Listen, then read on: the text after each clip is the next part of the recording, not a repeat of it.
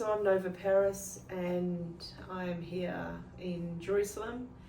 I guess the message that I want to give back to the cohort of people in Australia that have attacked me for being here in the Middle East, in Israel. The first time I came was in March of last year, where I came, 5 months post October 7, where I bore witness to the evils of Hamas and the unimaginable pain that the Jewish people endured during that time. It was also a learning experience for me to understand exactly what Israel is all about. You often hear that Israel is the apartheid state, Israel is committing genocide.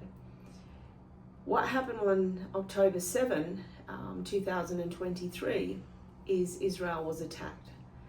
And it was an attempt of genocide to come in and mass slaughter and rape and behead innocent citizens of Israel.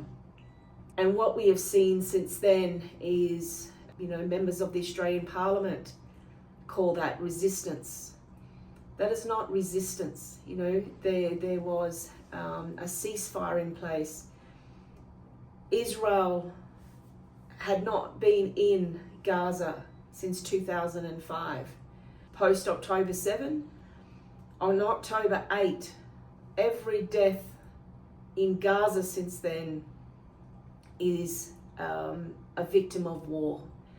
And you hear all these people chanting, the people of Gaza are enduring a genocide. The people of Gaza are feeling the impact of war, is what is happening. You have the Gaza Strip, which is smaller than the size of the ACT.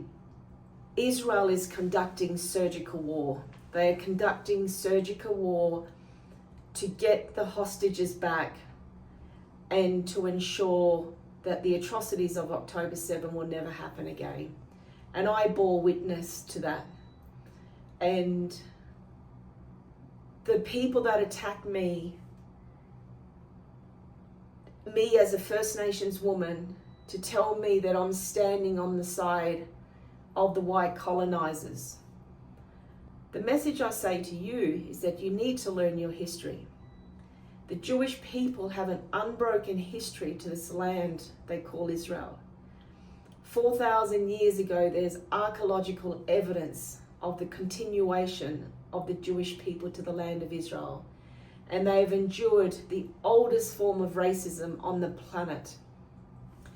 And the people of Israel have endured, the exile, the diaspora from the impact of those who came here and attacked them. The Babylonians, the Romans who actually named what people call Palestine. It was actually called Assyria Palestinia, which was named after the Philistines, where the Gaza Strip is, and the people actually came from Crete and they settled in that area, and they are no longer a people.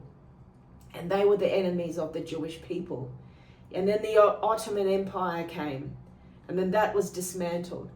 So you have all these histories of war, and all of a sudden people are chanting, the Jewish people, they've just popped up in 1948. They're the white European, and then they've colonized this area. That is so far from the truth.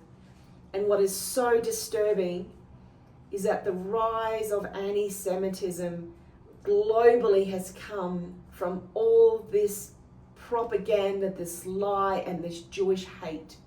If you're an Indigenous person out there, you need to look at the most incredible people on the planet. The epitome of decolonization is the Jewish people. Their language is an unspoken language of 4,000 years old, and that is found in the Dead Sea Scrolls.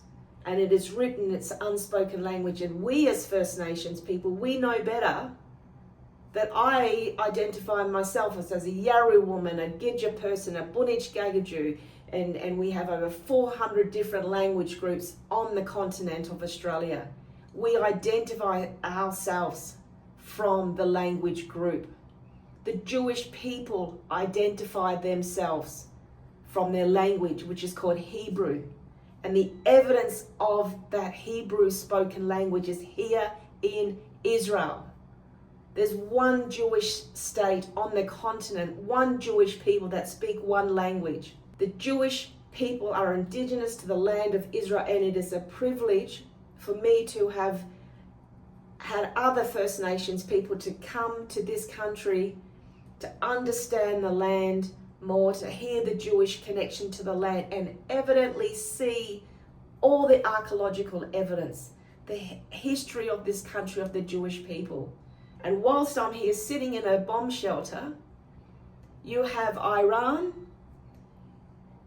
you have the Hezbollah, you have the Houthis, the Yemens, who are all, Israel is absorbing all these terrorist organizations that they do not discriminate who they're attacking.